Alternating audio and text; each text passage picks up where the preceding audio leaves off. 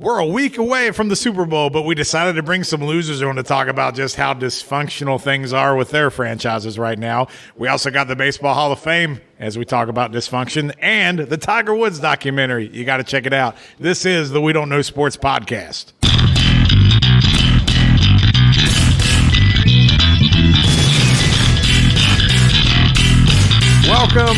Welcome back to the We Don't Know Sports podcast. This is Chad the Mark with Mr. Brown and Biggie. All right, fellas. Almost didn't even do the show tonight. I don't know if you know this or not, but I was playing Wolf of Wall Street, and I bought me a bunch of GameStop stock, but I can't do anything with it now, so I think I'm going to have to mortgage my house because I can't pay off this short sale. So you're just going to ride off into the sunset and leave us behind? I mean, that was the plan, and then I couldn't sell it. I'm stuck with it. And then I started getting some letters from debtors and creditors, and I don't know what happened, but I thought I knew how to play the stock market, and clearly I don't. Now I'm going down like a bad boy. You don't mess with Wall Street, baby. No, you don't. You're going to lose. It's like Vegas. I just do what they tell me on the internet, and I figure it works. Wall Street's the professional mob. Their hitmen can't come at you in different ways. I just love the fact that a company like GameStop is valued more than Tesla is right now, or Delta Airlines. It's insane. It was, what, $40 last week? So, that's when you wanted to get in. It was at $40. Now it got up to like $3.80 or something like that. It was out of control. But, you know, there's always AMC movie theaters I could go after next. Who knows? Delta Airlines is kind of a piece of crap company, so I'm not surprised that they're down there, but anytime Elon Musk tweets or talks about anything, it helps it out. Either way, it was entertaining to say the least. This is what happens when you don't get to go to live sports and you get to sit home and just read on the interwebs about all the things you can do with the stock market. Nobody knows what the hell they're doing, but damn it, they're bored and they're tired of sitting at home. If it's on the internet, it must be true. Just let us have live sports back and we'll be okay. So while we're still on the back burner waiting on live sports to happen, we get to talk about all kinds of nonsense and things that happen and what really made the news this week. And Mr. Brown, Biggie, I know we're all kind of waiting on baseball season and things like that. But the great thing about baseball is we get things that happen throughout the year that are entertaining. And we had the Hall of Fame. The vote came out. The 2021 induction class is loaded with absolutely nobody. What happened? And what, I mean, so Schilling, Bonds, Clemens, they're on the ballot one more year. They're not getting in, right? I don't think any of them are. I think Schilling might get in with the Veterans Committee because his atrocities are personal outside of the game, not directly cheating, which is how Clemens and Bonds are always going to be viewed until maybe younger voters come along down the road. Maybe there could be something changed, but for next year, none of them are going to get in. And I think Schilling's the only one of the three that could get in. Biggie, I mean, you're absolutely right. Like Schilling, the stats, he's kind of a fringe Hall of Famer. I think his postseason kind of puts him in there. But, just because you say a bunch of crap on Twitter, like, some of it was very bad. Like, I'm not saying I agree with everything that Curt Schilling has ever said. Some of it not so bad. The problem is you're making him out to be a pariah, and we're just talking about what the guy did on the baseball field. And now he don't even want to be on the ballot next year. I will say one thing about Schilling and what he's done. You can judge him how you want to. Peter King was on Dan Pack just a while ago. Remember Darren Sharper from the NFL? Did he rape somebody? Yep. Okay. Went to prison for it. He's one of the top 10 safeties of all time. Peter King had to present for him for his case to make it into the Hall of Fame. They base it solely off your career on the field, and I wish that it was that way with Schilling also. What was crazy to me, it's not a secret that no one in the media circles, they don't like the guy. They hate him.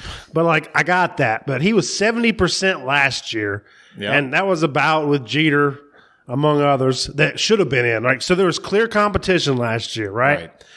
This year, there's no competition that he had other than the juicers, which, we knew was probably not going to make it.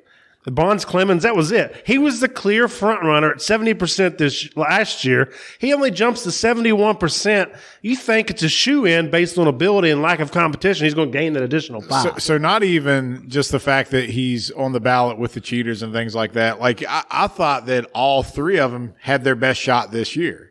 Like, if they're going to get in, it was going to be this year. Now, we know they have another year left, but, like, you had writers that, 13 didn't even turn in a ballot or something like that? Blank ballots. Yep. I mean, it just... Here's the thing, too. If you're going to leave a blank ballot, then you shouldn't be voting. If you don't want to vote for Schilling, pick someone else on that list and vote for him. Like, you can make some arguments for some others. I have no problem picking 10 people off this list, and I already did my list. But like, it's just crazy. Like, I get tired of the writers saying, I won't let you in because the skeletons in your closet I see, but you don't know where mine are, and I don't like you, so I'm not going to vote for you. Well, and that goes to what I kind of wrote about yesterday was, the subjectiveness to all this. Like, you're trying to use a moral compass to depict who's a good, virtuous person and who's not. And there are plenty of guys in the Hall of Fame that are just jackasses, that are terrible people.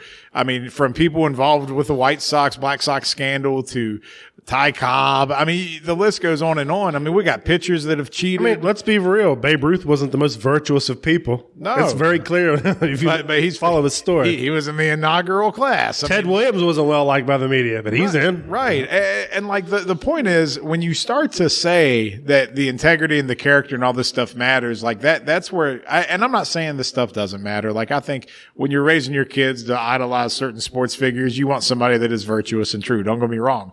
We're not saying that you put Bonds and Clemens and Schilling at the top of your virtuous Mount Rushmore. The point is, what they did on the field happened. You can't act like it doesn't happen. And it's like I said yesterday, if it's the same thing as when the NCAA vacates wins and takes trophies away. Like, no, that stuff already happened. The kids involved, whether they were on the right side or wrong side, they played in the games. It already happened. Mm-hmm. To ignore history is ridiculous to me. Now, if you want to put asterisks and all kinds of different notes and footnotes on about what happened, then so be it. But my God, how do you not acknowledge what happened? But that goes to the same argument with Pete Rose. And again, if you want to put him in the Hall of Fame, put him in the Hall of Fame. Don't give him a ceremony. Do it for the fans. Acknowledge that era of the game existed. They don't even need to be an asterisk. Just put him in. It is what it is. It's history. Baseball history. It's that simple. Or take Bud Selig out because it's his damn fault. He oversaw all this. And he overlooked it, and it was fine because he needed to put Butts back in the ratings. The strike killed us. We needed the juice. If anyone has a case as far as they should be in with everything that's went on in the last 40 years, it's Pete Rose. I can bet in the stadium now on everything. Don't let him back in the game. He shouldn't be in the game. He went against, an oath, a standard. Sure. The Hall of Fame's a museum. So what you're saying, he was a man ahead of his time. Just imagine if he was in the dugout with a cell phone now. With DraftKings or something. Bringing the closer in the eighth here. It's terrible. So let's look forward to next year real quick.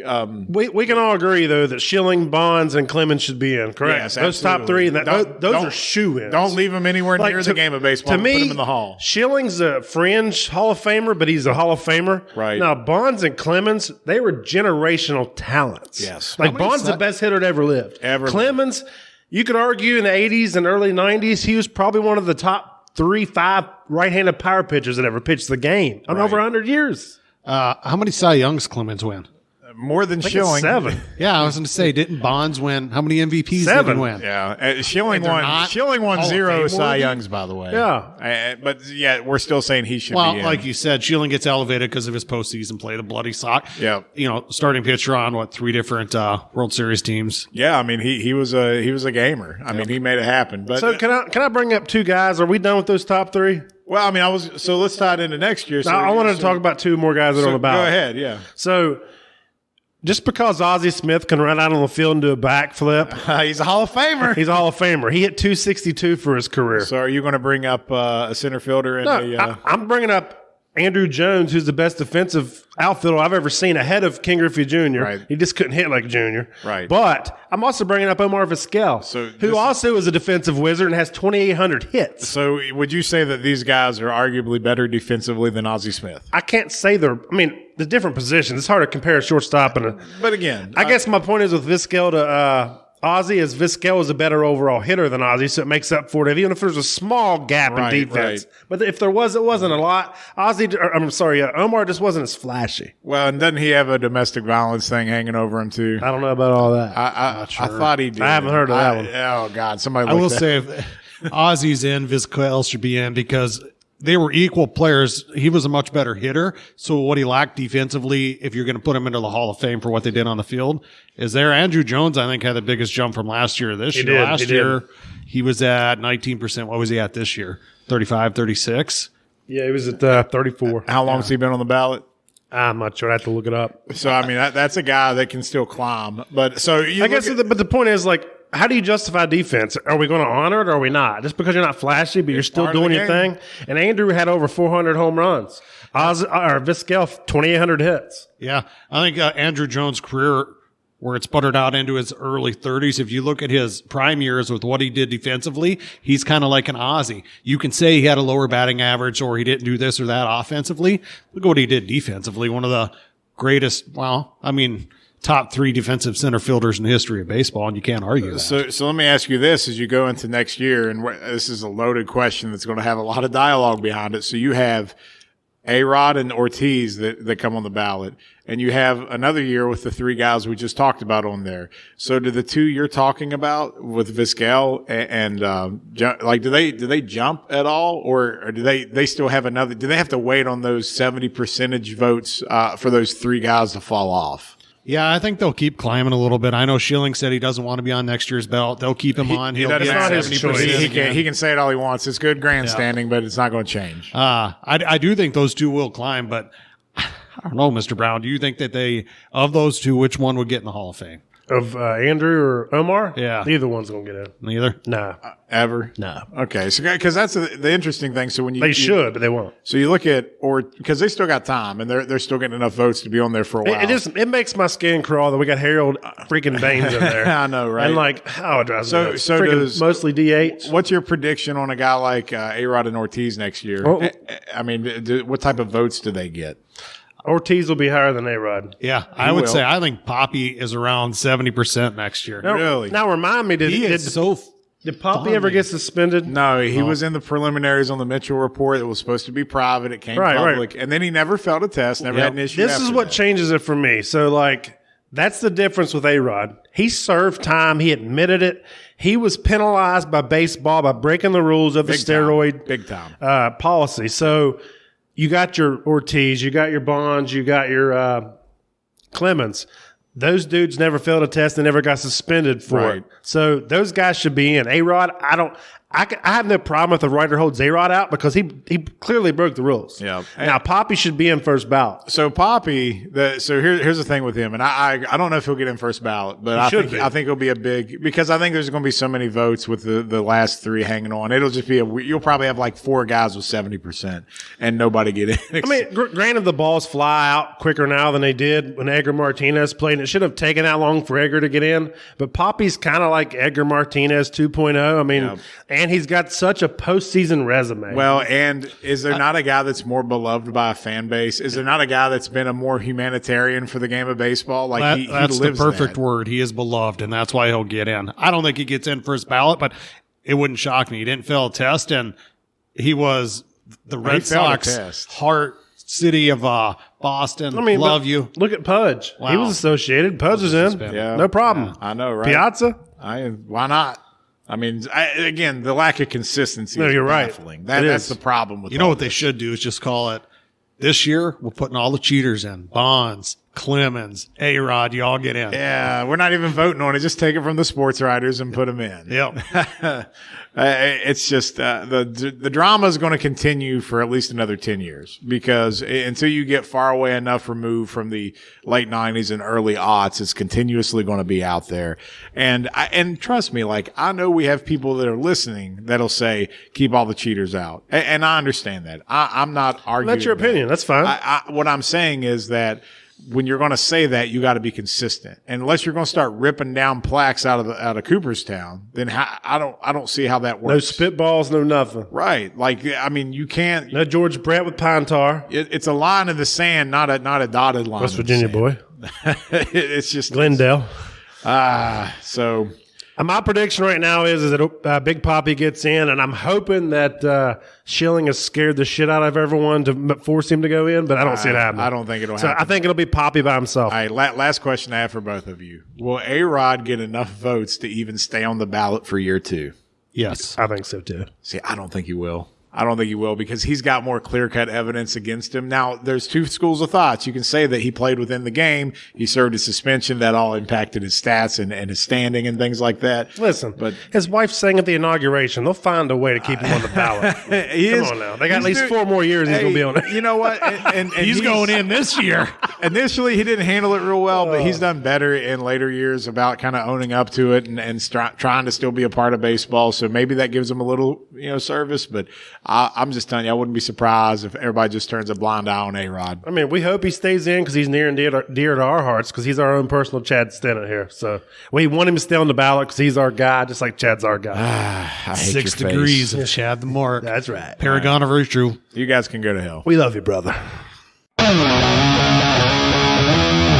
I know we just got done talking a lot of baseball, but we had something on social media here that I just wanted to bring up, and we were putting out fictional pictures from like movies and things like that, and just trying to get everybody's take on like who the best one was. But before I get to the list that you made, Mr. Brown, speaking of fictional pitchers, is Nolan Ryan not in that category? What were you telling me today about Nolan Ryan? I mean, a lot of people may not know this. It was when he was 63 years old, and the Astros were, I don't know what year it was exactly. We'd have to do the math, but he gets out there. He walks out to do ceremonial first pitch. He don't just throw the ball like most people would. He walks out to the mound. Gets on the rubber. Right. All right. And Jim Sundberg, who caught him back when he pitched for the Astros, gets down to squat to catch it like he's just going to throw him a pitch. And then Nolan leg kick from hell, rears back, throws the ball, and it registered on the radar gun at 86 miles an hour at age 63. Now, how many times do people do a ceremonial pitch and the radar gun's not even up, right? It's crazy. But Nolan Ryan goes out there even at 63 years old, and somebody had the wherewithal to go, we better radar this. Let's just put it up just to be safe. Just in case. Well, then Jim Sundberg, he goes down to catch it, and he has khaki pants on, not thinking anything, and he rips his pants right in the crotch. He stands up, and he's like, what the heck, dude? So like, we have fictional pitchers we're going to talk about, but we were saying that Nolan Ryan is like Paul Bunyan. He is. Like, I mean, I'm not saying he's even like top 5 ever. He's not. No. Statistically, he's got the 7 no-hitters, but no Cy Youngs. But we know where we feel like he falls in baseball history. Right. But he's got more folklore than any pitcher in the history of the game ever. That's what happens when you play for 7 decades. Right. So it's there. So speaking of folklore, we have some pitchers. So who was on the list? Who did we have that we put out there to ask the We Don't Know Sports Nation about if they had to pick a fictional pitcher? Who would they roll with? Well, we have Steve Nebraska. Okay. For the Yankees, who got dropped off in a helicopter. That's from the Scout. Right. Brendan Fraser. We got Eastbound and Down. What's that guy's name? I've never watched Kenny Powers. Kenny Powers. Have you guys watched Eastbound and Down? I've watched a few episodes, but it's a big hit. Everybody tells me I need to watch they love it. All right. Fireworks going off. He's down in Mexico. It's a good time.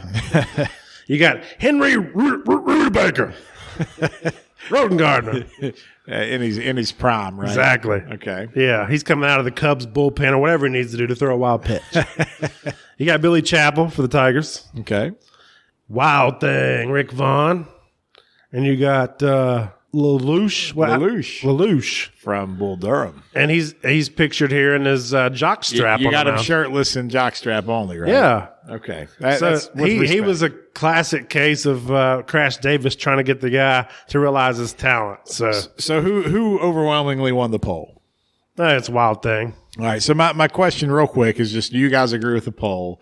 And then when you tell me what you think, I have to tell you what's on my mind about one of these specific guys. I'll just say this. Wild Thing does come out as being the most dominant.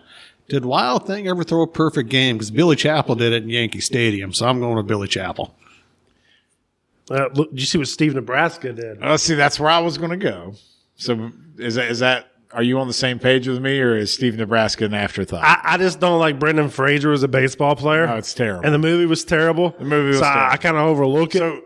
So to me, it's Wild Thing or Billy Chappell. Rick Vaughn, which was the top 2. Rick Vaughn at least seemed like what a realistic pitcher would be, even if you go to the sequel, like he had his ups and downs. No, he had the great arm action and motion, and a lot of that was because I guess he pitched in high school, and I think he had a chance in college. Yeah, and then like in the movie, like he wasn't completely dominant, like he would get owned by certain people. Right. But the thing about Steve Nebraska, so again, you already said it, The Scout sucked. It was a terrible movie. Brendan Fraser's not believable as a pitcher, but they essentially had him throw the perfect game, right? Like it's all he did was just throw a strike every pitch and completely struck out 27 batters.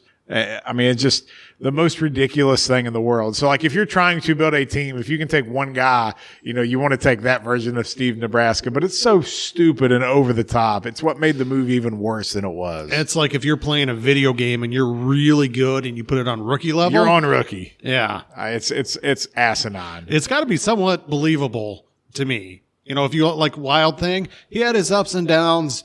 You see that in pitchers, even the really great pitchers. Billy Chappell, it's Costner. He always looks good. Yeah. He was but they were in the minors in Bull Durham too. So like I hold that against him. You're only doing that against minor league scrubs. So right. You lose a couple spots. Not happening. So we don't know Sports Nation's right. He had his time with Susan Sarandon, so that helped him. Dude, they're absolutely right. Here's the crazy part about that was, so let me go through this. You have 27,000 people interacted with this post, okay? You have Wild Thing doubled up on Billy Chappell for first and second. So clearly first. Wild Thing, then Billy Chappell. And then, I'm sorry, I looked at it wrong. But you got Bull Durham. He came in third. But he was also the like emoji. So you gave him the benefit So really of the doubt. he's like fifth. Correct. So like if you think that everyone on the internet's idiots, then he should have won. Then but Henry Rowan-Gardner was fourth. I mean, come on. And then Kenny Powers, and then Steve Nebraska actually came in last. Yeah, because the movie sucked. It was but I'm so just bad. saying, statistically speaking, Right. Steve Nebraska was the best picture. Clearly. That's all. Anyway, it was a garbage movie. I hate it. I hate it with a passion. But you know what, Brendan Fraser? Congratulations. At least you made our list.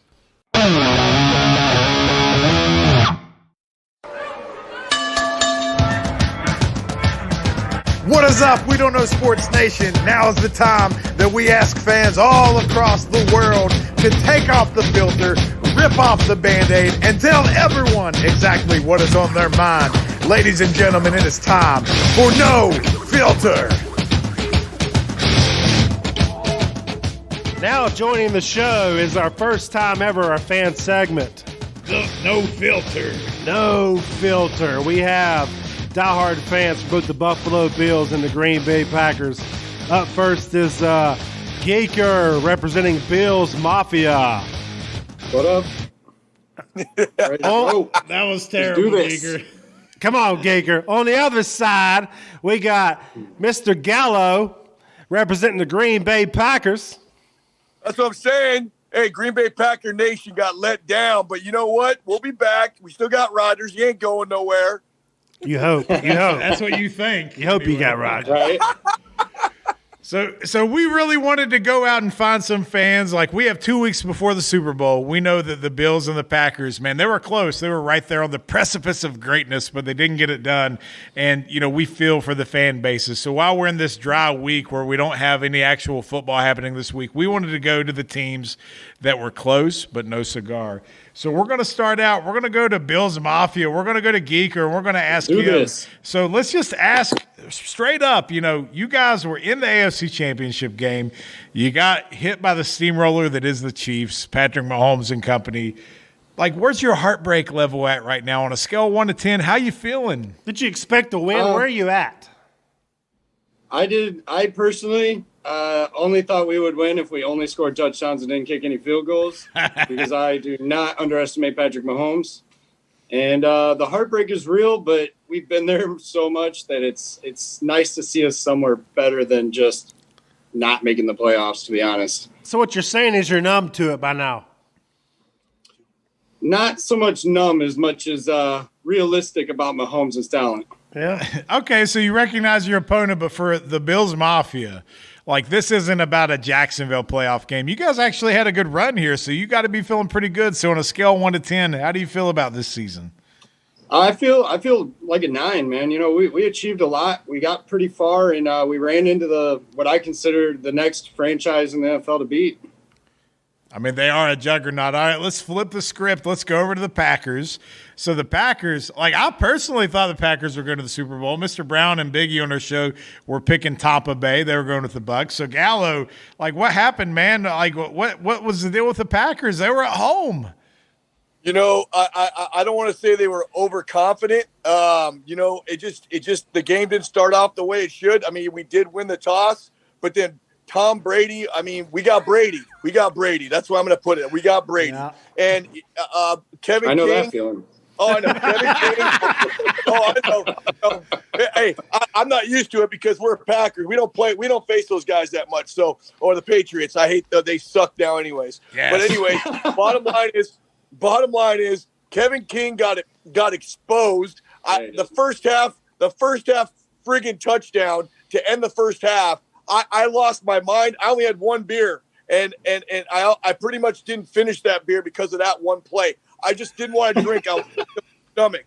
And then the first touchdown to Evans in the first quarter. I mean, he's jumping up like way too early, like a college corner. What the fuck is going on? What's going on there? I mean, hey, let me jump right now. And then the pass is like later. But you know, I mean, I'm telling you, it stung. It's still stinging. But to me, the defense is what let down this game. Rodgers had a great stat line. He did. But the thing that pissed me off the most was the second half. We intercept Brady, and we go 3 and out. I tip my cap to the defense of Tampa Bay. That's why I think I'm going. Well, we'll go into that later, but you know where I'm going, the Super Bowl. I can tell you that right now. All right, we'll definitely get to that later. So on a scale of 1 to 10, how successful was your season? I say that it was a 10 up until Sunday, and then it went to a 9. Okay, that's fair enough. It felt like so. What you're saying is it should have been a Super Bowl victory. That's why it was a 10. But now that you lost, you have to take it back. We're at Lambeau Field. This is Aaron Rodgers' friggin' first time having an NFC Championship game in Lambeau, and they shit down their leg. They literally pooped down their leg. Aaron Jones. Oh, don't get me started with Aaron Jones. Dude, the dude had a great season, and then he decides just to fumble 2 times. He got saved the first time by Tanya. And then he gets lit up. And then he doesn't come back for the rest of the game, which I had a prop bet that he'd have over 62 yards rushing, and he fucking shit that. Oh. Don't get me started on Aaron Jones. I had him for fantasy football, and that let me down. Okay? Okay? I don't like it. He had a great year. He's gone. He's gone. He had a great year. As you can see, I don't have any hair left. I keep pulling it out because of that damn game. But yeah, you don't have nothing left to grab. He struck a nerve, man. Let's move on. All right, so we get to Aaron Rodgers. Everybody hates you. Or not Aaron Rodgers, Aaron Jones. Aaron Jones, my bad. Aaron Jones. All right, so let's circle back. Let's go back to Bills Mafia. So, you know, it was an interesting year here. So you guys really saw some change in progression. You became the dominant force in the AFC East. So even though you have this heartbreak, how do you feel about next year? How do you feel about the years going forward? Are you optimistic, or you kind of feel like this was your chance? What are your thoughts right now? Oh, I'm extremely optimistic, man. Josh Allen looked like he took that step that Mitchell Trubisky can't take, and I am super excited for him, man. He's on point. We got a legit number 1 receiver. We just got to figure out this run game, man. We got to figure out how to get the ball up the middle for 5-10 every once in a while, because if we can't run, we ain't doing nothing. Dude, you took my words out of my mouth. Are y'all ever going to get a run game? Because I also had Singletary, and my God, son, y'all got to run the ball. If you give any kind of help to Josh Allen, dude, you're good. I have a dynasty league. I draft every Buffalo Bills running back till we get one. I know, but Zach Moss has got talent. He just got hurt. Yeah, he got to stay healthy. That's part of it. Absolutely. That's part of it. So are you worried at all about the Patriots bouncing back from this year? Because they've been the thorn in the proverbial side. You got to watch out for Belly, especially if he gets a quarterback, a legit quarterback. I don't know why they went with Cam Newton. That's stupid. What, Cam's not legit? If Miami gets a quarterback, man, Flores is a good coach. Well, Miami's also had 92 draft picks in the past 2 years, so you got to watch out for them. So. All right, it's a hell of a rebuild. So you got to get a few right. So if you had to give me a prediction for Bills Mafia next year, what's the record? Where do you think you guys go? Legitimately, there's no reason we can't go 13-3, 14-2. Wow. Easily matching up against KC. I like our odds. I like us being the Colts to the Patriots for the next 10 years. So I'm right there with you. I'm not a Bills fan by any means, Raiders, but we suck. God help me, we suck. So you're rebuilding. You're rebuilding still. They're always rebuilding. Since Rich Gannon. Since Rich Gannon. Yeah, it's like Gruden's part owner now. You're rebuilding forever. It's terrible. Terrible. Hey, Waller's a baller. Waller's a baller. I love that tight end. Dude, badass. So I'm right there with you there. We're only a game apart. Like when I think of the Bills for next year, I'm thinking 12-4, 13-3. So we're right there within a game. So there's not much homerism there. So I'm right there with you. A few breaks, either way, I'm right there with you, Geeker. Yeah, I can't disagree. So let's switch gears. Let's go back to the NFC and let's ask Packer Nation, the Cheeseheads. So you guys were on the cusp of another Super Bowl but didn't get it done. So there's a lot of questions in Green Bay. So what's your predictions for next year? What are your prognostications? How's Cheese Nation going to do? It's a no-brainer. The NFC North is weak as hell. And the Bears – I hate to say it, the Bears, the Lions, and Minnesota, Aaron Rodgers is your daddy. It is. It's just the way it is. And I'll tell you, this loss stings so bad that you're going to see moves by this Packer team that no one's ever seen before. They're going to go out and get some people. I have a feeling because Rodgers is getting older.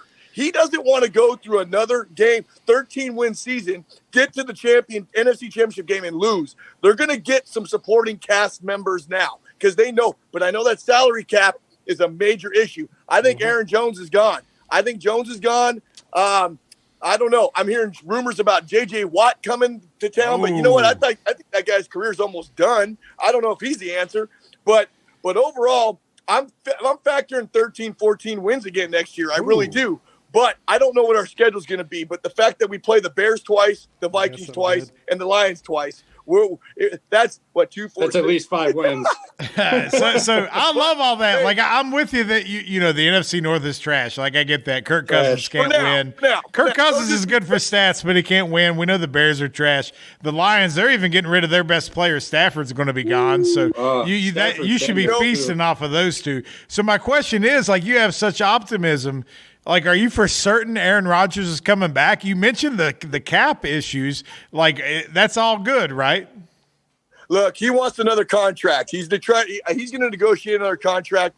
You know what? It happens in baseball. It happens in a lot of sports. Some guys do take a little less cash sometimes to help for the greater good. But I don't know if Aaron Rodgers is like that. But I know for a fact that things are going to happen. We're going to lose some players. We have to, because what we have right now just ain't working.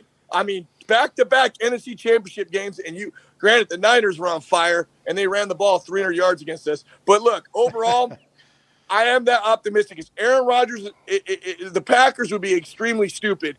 He's under contract right now, number one. Number two, the only way Rodgers is not a Packer is if he quits playing football. There's no way. I mean, you can't. He's got to finish out his contract. Did you say the same thing about Brett Favre?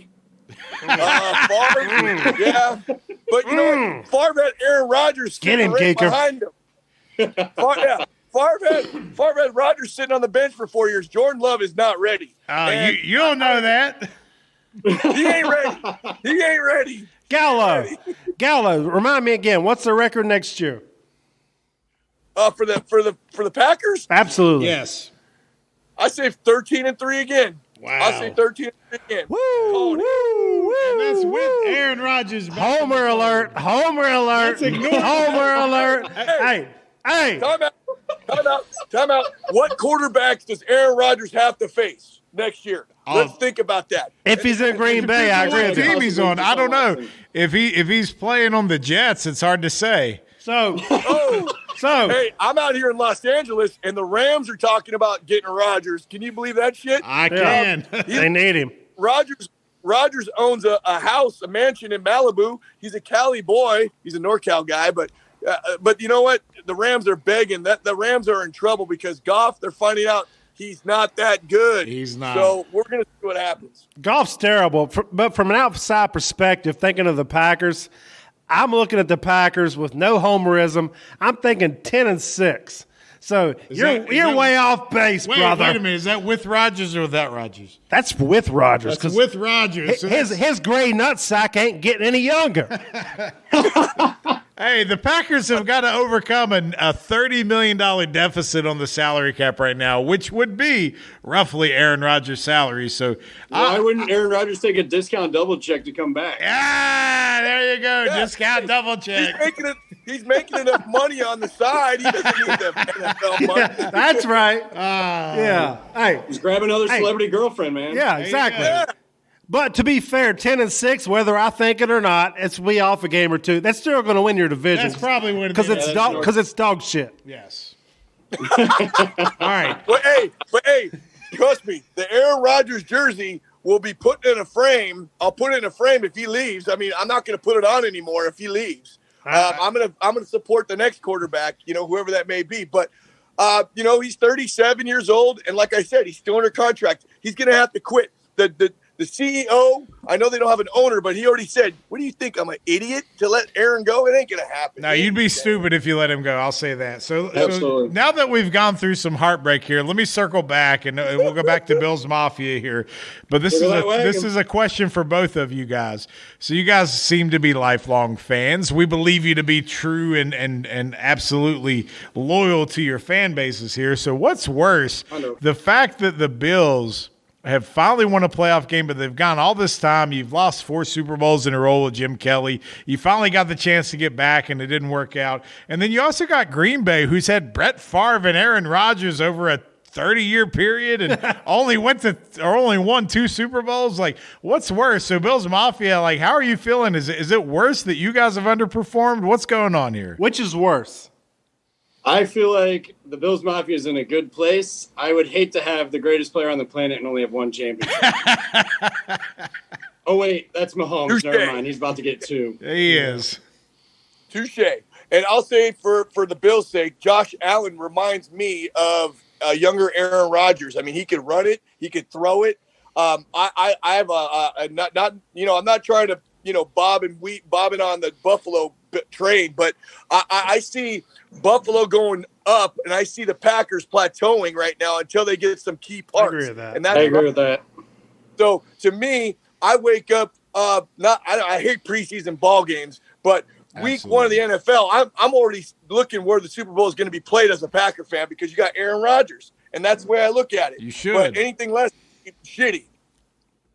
All right, so if you had to look forward to next year, so the Bills and the Packers, maybe they magically meet in the Super Bowl. Like, let's I thought start. it was going to happen this year. What's the final score? So right now, if the Bills today played the Packers, so Geeker, what's the score this year? Do I get to control them in Madden, or is it for real? No. This is for real. So you're at home screaming about all the bad things that happen. In the 28-23, 28-24 range. The Bills winning? 28. So you're taking the Bills to win? Okay. All right, Gallo, are the Packers beating the Bills? I think this loss has burned so bad in Aaron that it got him to the point where he was saying, I don't know what the future holds. This is what's going to happen. If he gets into the situation where he's in the Super Bowl and it gets against the Bills, if the Bills don't have a running game, it's a blowout. It's going to be 42-23. Hey, Gallo, do you think your coach kicks a field goal with 2 minutes left to lose the game? He won't be in that situation. That was the worst coaching decision I've ever seen. They're going to have a new coach. Hey, I agree. You got the GOAT on the other side, and you're going to kick a field goal when you got Aaron Rodgers? Come on. We brought that up last week. That. But, hey, put your Matt LaFleur hat on. You just picked off Brady twice in the second half.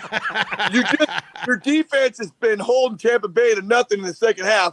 He's got 3 timeouts, 2-minute warning. Granted, if I'm the coach, you go for it. In fact, Gallo, I put my common sense hat on and say I'm not giving the ball to the GOAT to win the game. I get that, but they already picked his ass twice in the second half. So what I'm trying to say is, it should have been that situation. Rodgers should have ran it in that he definitely should have. On that third down, he did it against the Rams. He did it against the Rams, and he couldn't do it against Tampa Bay. He wanted to force it into Devontae Adams with 2 guys on him. I'm still pissed about that. But I agree. Look, yeah. If I'm the coach, Rodgers is going for it on 4th down. Excuse my language. Screw the field goal. That was not thinking too smart. That's thinking analytical, and that's what's happening in baseball. And now it's happening in football. I hate it. Where's your gut, right? Where's your gut? Where's your gut? Yeah, quit looking at the worksheet and just go with what's working. Yeah.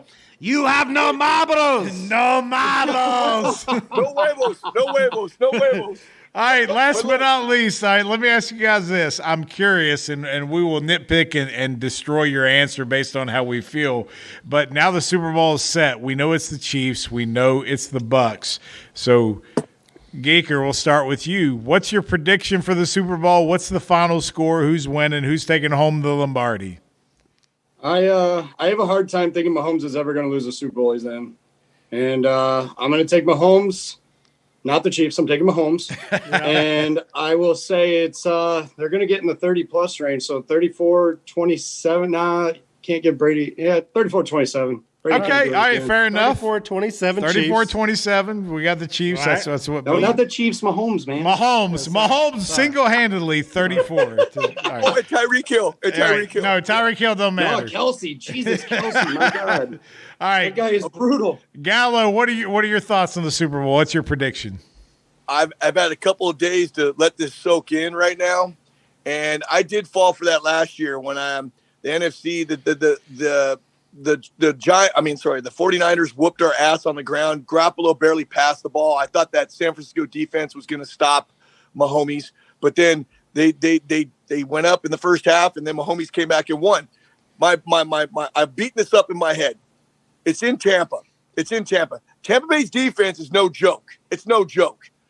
I see myself getting 3.5. If I'm betting the game, give me the 3.5. I think Brady wins his 7th ring, which makes me want to throw up in my mouth. I'm going to say the final is going to be 38-34. And Tampa Bay 38-34 is what you're saying. Bet the over. Take Tampa Bay. All right, so I noticed that both of you have selected the team that beat your squads to win the Super Bowl. So does that make you the second best team in the NFL? How are you analyzing that? Always. We take Brady. We'll take him right now. Hey, I'll be honest. I'm not going to bet against Brady ever again. Never. I ain't going to do it until even if he's working at Walmart, I'm going to go take my stuff to him in that checkout aisle. I'm grabbing Eli and let's go. Oh yeah, I know. Yep, I know. Hey, I'm just saying. Let's go to Tampa. You guys got media passes. I'll sit right next to you. And I'll buy the Hey, we'll be on Super Bowl Row, Media Row. We'll be right there. So got him, brother. I don't know if anybody else will be there, but we'll be there. All 58 of us. All 58 of us. There you go. No, it's just this one burns, guys. Lambeau, we're in Lambeau. We have the doors wide open to Tampa, and we take a shit. Well, guys, we feel incredibly bad for both your fan bases because, honestly, the Packers have had two of the best quarterbacks of all time, and they have shit to show for it. And then the Bills were due, man. Like, they've gone through everything to get back to where they were and Josh Allen and all that stuff. So the only difference between the Braves and the Bills, because I'm a huge Braves fan, is the Braves actually won. You got one. They didn't get one. Y'all never won shit. You guys might get another one before we do, man. Yeah, it might be.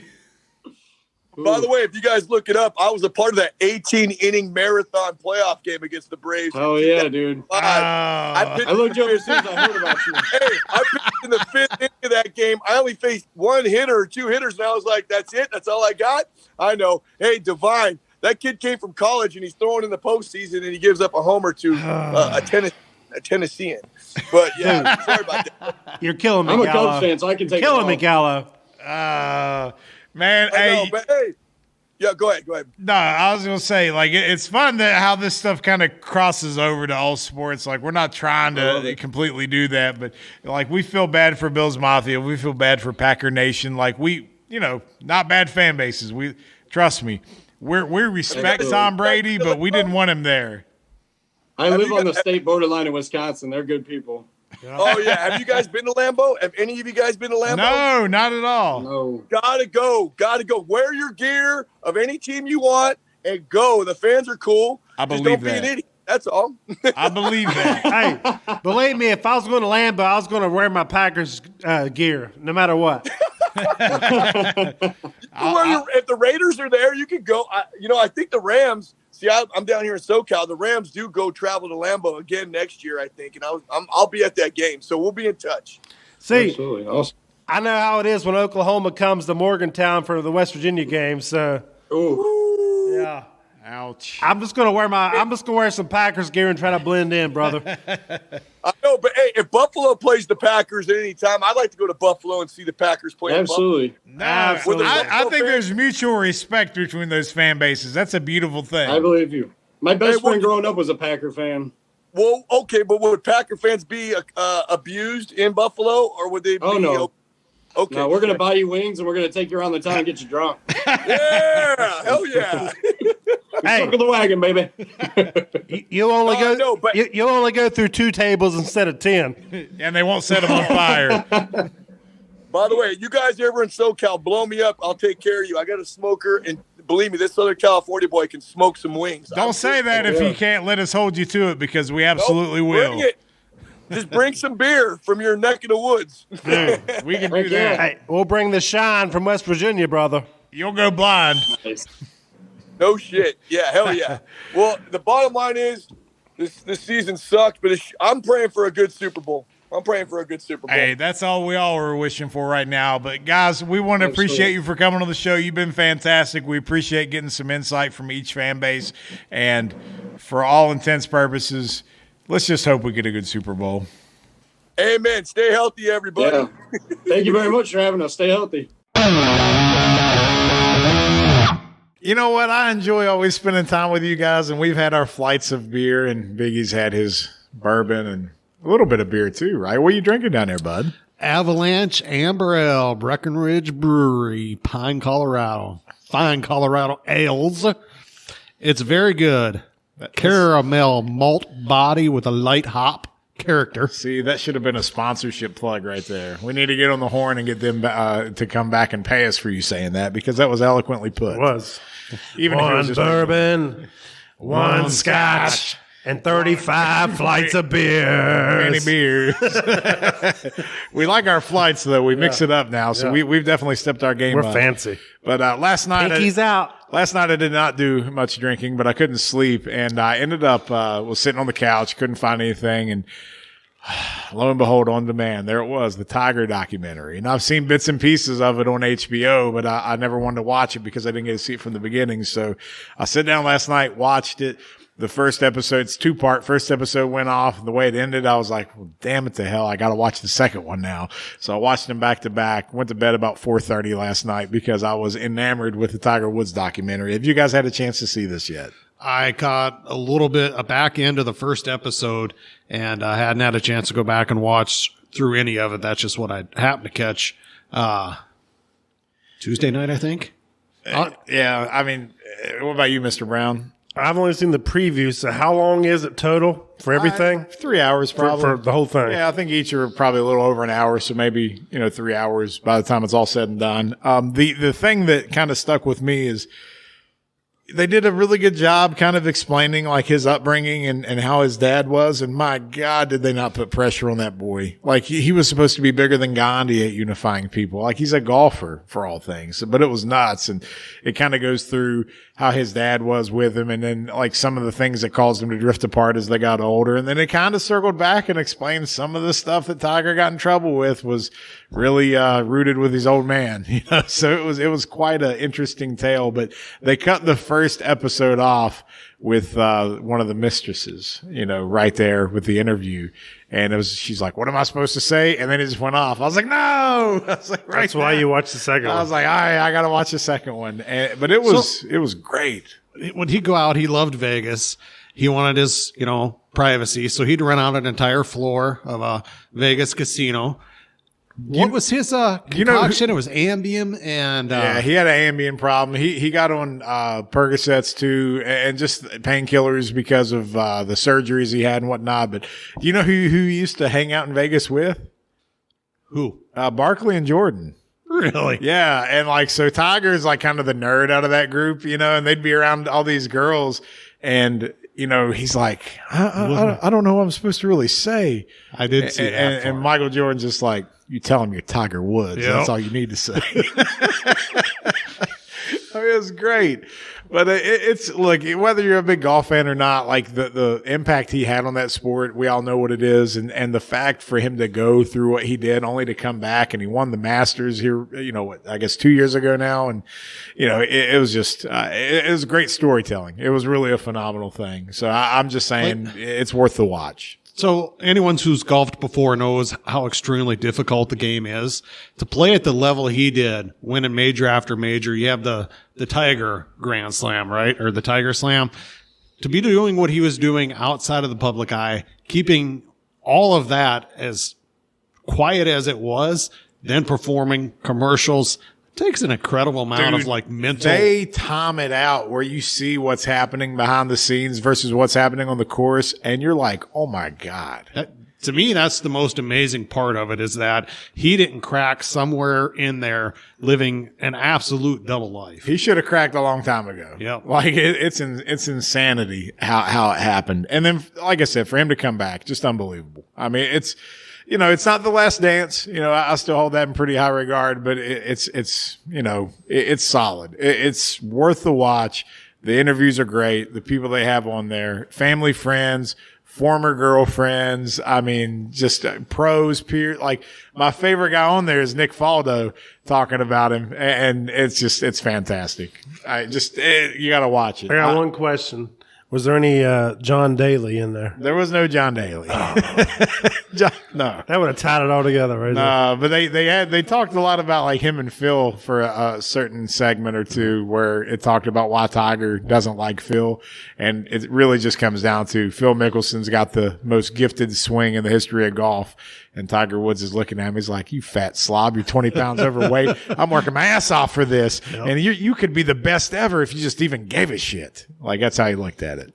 It does kill me, though, that Tiger, at the height up until 2009, he's doing all of this. No one knows, and he's just dominating the world of advertising, the world of golf.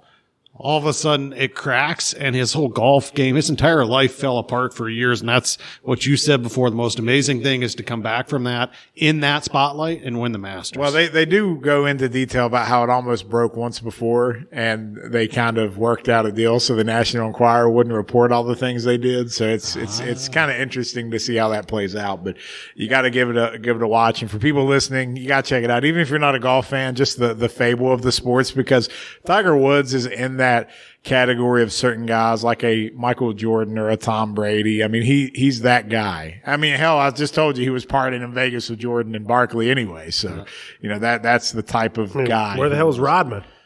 Well, Rodman's always in Vegas. He was in the United Center with Carmen that day. That's back when he was in Chicago. He was on the court that day. Anyway, it was ground you to the floor.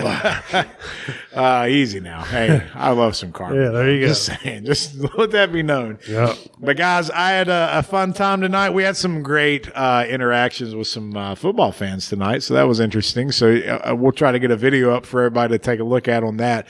But I guess that's all I got, man. I can't wait to do this again next week because we got the Super Bowl next week. So we watching it here? What are we doing? We're going to watch it here, and we're going to bring on a couple of crazy Bucs and Chiefs fans, and they're going to battle it out. I can't wait. Celebrity death match. That's it. Let's get it on. Yeah. Ladies and gentlemen, this has been the We Don't Know Sports Podcast. Have a good weekend. Enjoy it. We will see you next week.